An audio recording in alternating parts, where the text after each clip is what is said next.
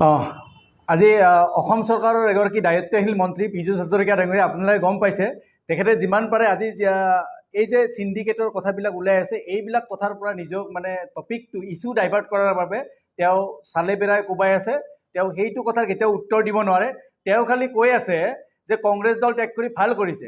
কিন্তু মই এটা কথা কওঁ, 2009 চনত যেতিয়া তেওঁ ইউথ কংগ্ৰেছৰ প্ৰেছিডেণ্ট আছিলে তেতিয়া আমি ইউথ কংগ্ৰেছৰ ষ্টেট কমিটিৰ কাৰণে আমি ইণ্টাৰভিউ দিছিলোঁ। বেলেগ বেলেগ বাহিৰৰ ৰাজ্যৰ পৰা আমাৰ ইণ্টাৰভিউ ল'বলৈ IYCৰ পৰা মানে যুৱ কংগ্ৰেছৰ ৰাষ্ট্ৰীয় পৰ্যায়ৰ যুৱ কংগ্ৰেছৰ নেতা কিছুমান আহিছিলে আমাৰ ইণ্টাৰভিউ ল'বলৈ। সেইদিনা যেতিয়া তেওঁলোকৰ কুকৰ্মবিলাক এই যে তেওঁ পীযুষ হাজৰিকা আৰু জয়ন্ত মল্লবৰুৱাই তেওঁলোকে যে আম আদমি চিপাহী আৰু ইউথৰ নামত যিবিলাক কুকৰ্ম কৰিছিল এই কুকৰ্মবিলাক যেতিয়া মই উদঙাই দিছিলোঁ তেওঁ তেতিয়া হাঁহিয়ে ব্যক্তিগৰাকীক বাহিৰলৈ মাতি নিবলগীয়া অৱস্থা হৈছিলে এইখন ৰাজীৱ ভৱনতে। আৰু সেইদিনা মই ৰাজীৱ ভৱনত মই কৈছিলোঁ সেইগৰাকী নেতাক সাউথ ইণ্ডিয়াৰ পৰা আহিছিল নেতাগৰাকী, তেখেতক কৈছিলোঁ এই পীযুষ হাজৰিকা জয়ন্ত মল্লহঁতে হয়তো এদিন কংগ্ৰেছ এৰিব লাগিব। এইকাৰণে কিয় তেওঁলোকে ব্যক্তিগত স্বাৰ্থৰ বাবে কংগ্ৰেছ কৰি আছে, কেতিয়াও তেওঁলোকে নিজৰ বা দলীয় স্বাৰ্থৰ বাবে কাম কৰা নাই। আৰু আজি সেইটোৱে হৈছে। আৰু তেওঁ কৈছে যে আজি কংগ্ৰেছ দল ত্যাগ কৰি ভাল কৰিছে, কিন্তু বিজেপিৰ বিধায়কে কৈ আছে যে যিবিলাক নেতাৰ এগেইনষ্টে যিবিলাক কংগ্ৰেছৰ আজিৰ যিগৰাকী মুখ্যমন্ত্ৰী সেই সময়ৰ নেতাৰ এগেইনষ্টে যুঁজি বিজেপি দলৰ নেতা কৰ্মীৰ জীৱন যৌৱন শেষ কৰিলে। আৰু সেই মানে যি বিজেপি নেতা কৰ্মীয়ে আজি এই মুখ্যমন্ত্ৰীগৰাকীৰ এই পৰিয়ালটোক কিন্তু কেতিয়াও মানি নলয়, সেইটো কথা তেখেতে স্পষ্ট কৰিছে। আৰু বাৰে বাৰে পীযুষ হাজৰিকা ডাঙৰীয়াই বেলেগ কথা বাদ দি তেখেতে কংগ্ৰেছৰ কথা বেছিকৈ কোৱা কৰিছে। মই জানো তেখেতক কংগ্ৰেছৰ ভোটে খেদি লৈ ফুৰাইছে, গতিকে কংগ্ৰেছ অবিহনে তেওঁ জীয়াই থাকিব নোৱাৰে।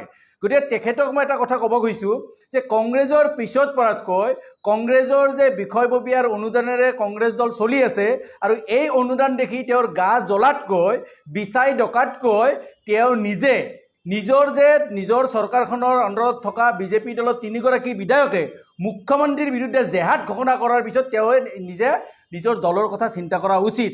গুৱাহাটীৰ 2গৰাকী জ্যেষ্ঠ বিধায়ক বিজেপি দলৰ এগৰাকী এসময়ত বিজেপি দলৰ সভাপতি আছিল, তেওঁলোকে মুকলি মুৰাকৈ হিমন্ত বিশ্ব শৰ্মা ডাঙৰীয়াৰ চৰকাৰৰ মন্ত্ৰীৰ দুৰ্নীতি সন্মুখৰ পৰা উদঙাই দিয়াৰ পিছত তেওঁলোকে আচলতে নিজৰ দলৰ কথা চিন্তা কৰা উচিত। কিন্তু সেইখিনি নকৰি তেওঁলোকে আচলতে ইস্যু ডাইভাৰ্ট কৰাৰ কাৰণে বাৰে বাৰে তেওঁলোকে কংগ্ৰেছৰ কথা ক'বলগীয়া হৈছে। কিন্তু মই পীযুষ হাজৰিকা ডাঙৰীয়াক সুধিব খুজিছোঁ, প্ৰথমতে আপুনি চিণ্ডিকেটৰ পৰা বাহিৰত যাব নোৱাৰে। আপুনি কওক এই যে অসমত এই ৰাজ্যখনত যে চিণ্ডিকেট চলাই আছে এই চিণ্ডিকেটৰ মেইন দালালজন কোন, কওক এই মহানায়কজন কওক, কাৰ মাষ্টাৰ মাইণ্ডত এই চিণ্ডিকেট চলি আছে সেইটো কথা ৰাজহুৱা কৰক।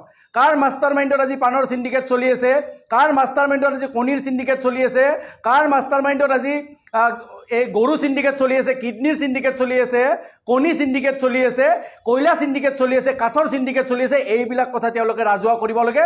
আৰু এই চিণ্ডিকেটৰ ধন কাৰ পকেটলৈ গৈ আছে, এই চিণ্ডিকেটৰ ধৰণে কোনটো দলৰ নিজৰ ডাঙৰ অট্টালিকা বনাই আছে সেইবিলাক কথা প্ৰথমতে ৰাজহুৱা কৰক।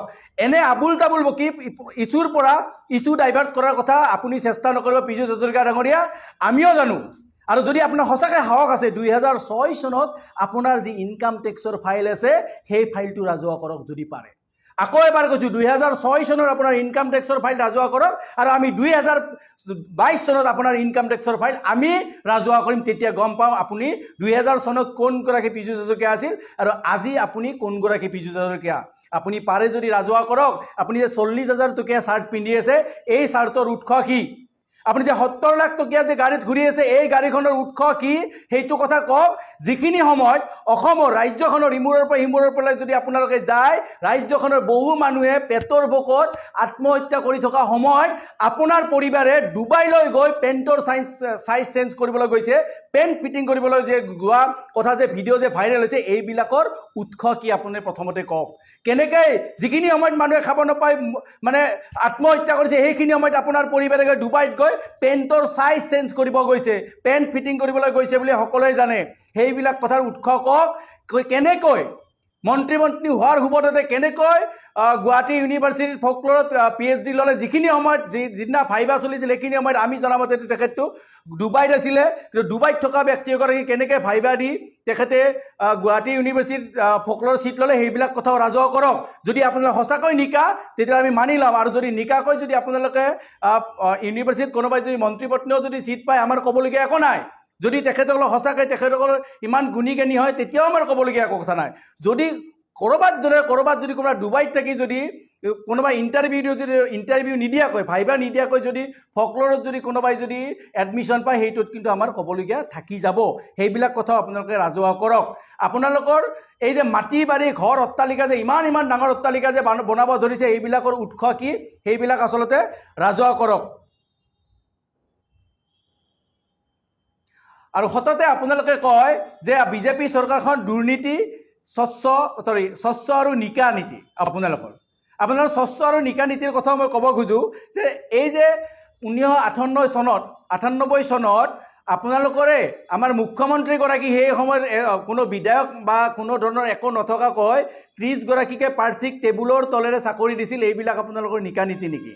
এই যে কয়লাৰ সিন্ডিকেটৰ ধনেৰে, পানৰ সিন্ডিকেটৰ ধনেৰে, কণীৰ সিন্ডিকেটৰ ধনেৰে, কাঠৰ সিন্ডিকেটৰ ধনেৰে যে আপোনালোকৰ যে দলবিলাক চলি আছে বা আপোনালোকৰ নেতাবিলাক চলি আছে, ডাঙৰ 70 লাখ টকীয়া গাড়ী লৈ আছে, 40,000 টকীয়া চাৰ্ট পিন্ধি আছে, 23 লাখ টকীয়া ঘড়ী পিন্ধি আছে, এইবিলাক কথা আচলতে আপোনালোকে ৰাজহুৱা কৰক না। এইবিলাকে আপোনালোকৰ নিকা নীতি সেইটোৱেই কওক নে এইবিলাকক আপোনালোকে কয়লা নীতি বুলি ক'ব নে পানৰ নীতি বুলি ক'ব নে আপুনি কণী নীতি বুলি ক'ব নে আপোনাৰ কাঠৰ নীতি বুলি ক'ব নে কি নীতি ক'ব সেইবিলাক কথা আচলতে আপোনালোকে ৰাজহুৱা কৰক। প্ৰথমতে আপোনালোকে মই পুনৰবাৰ কৈছোঁ পীযুষ হাজৰিকা ডাঙৰীয়া ইছ্যু ডাইভাৰ্ট কৰাতকৈ আপুনি এই যে অসমত যে সিন্ডিকেট চলি আছে, পুনৰবাৰ কৈছোঁ পানৰ সিন্ডিকেট, মাছৰ সিন্ডিকেট, চুপাৰী সিন্ডিকেট, কয়লা সিন্ডিকেট, গৰু সিন্ডিকেট, কাঠৰ সিন্ডিকেট, সেইগতে আমি কিডনী সিন্ডিকেটৰ কথা শুনিছিলোঁ।